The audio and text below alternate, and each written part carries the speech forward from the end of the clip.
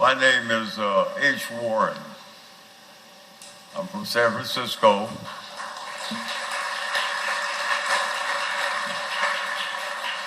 Sad day in my life. George and I got together around 1965. We were really in our manhood, young manhood. And what I had done, I had a bar in San Francisco. It was just the average bar. Nothing was changing, and I needed to make a move. A friend of mine came in and said, I've got this young man I'm going to school with, piano player. You ought to listen to it. George came down. I heard him. They were playing standards, but George had a way of taking a tune, and when he added George into it, it wasn't a standard. And I hired him. First we had to go in the office and discuss all the particulars, which we did.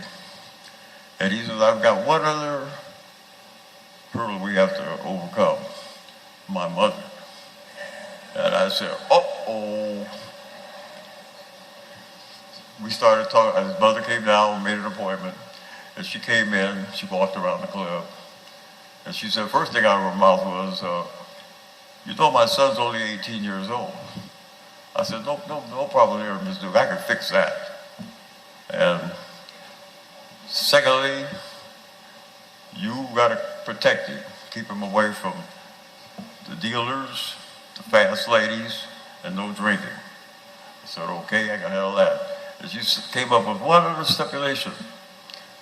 She told me, she said, George has to play every Sunday morning at the church. I said, oh. She says, and if he's ever late, or if he doesn't show up for any reason pertaining to the Half Note Club, I'm coming to get my boy.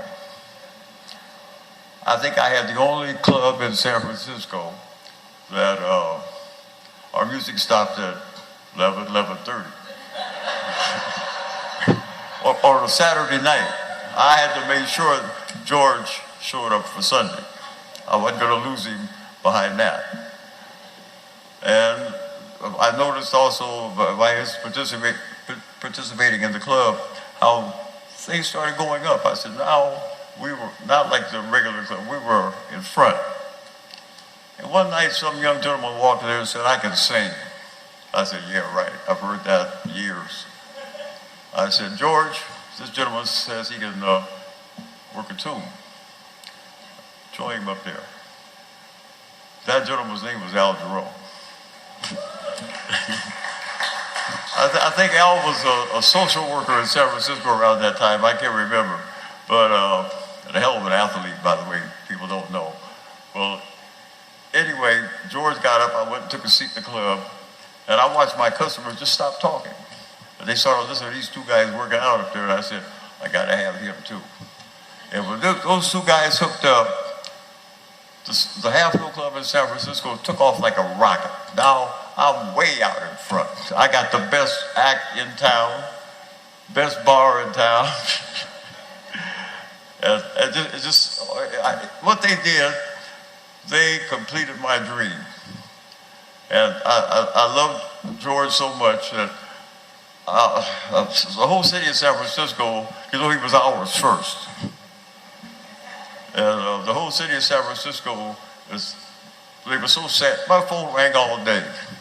And they're not giving him the accolades up there that I think he should be getting.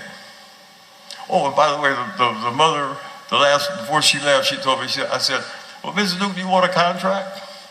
She looked me in the eyes and says, I don't need a contract. I don't need a piece of paper. I am the contract.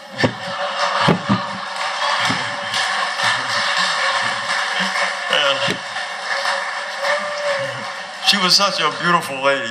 And then she wanted to walk through the club. I think Al and George were performing.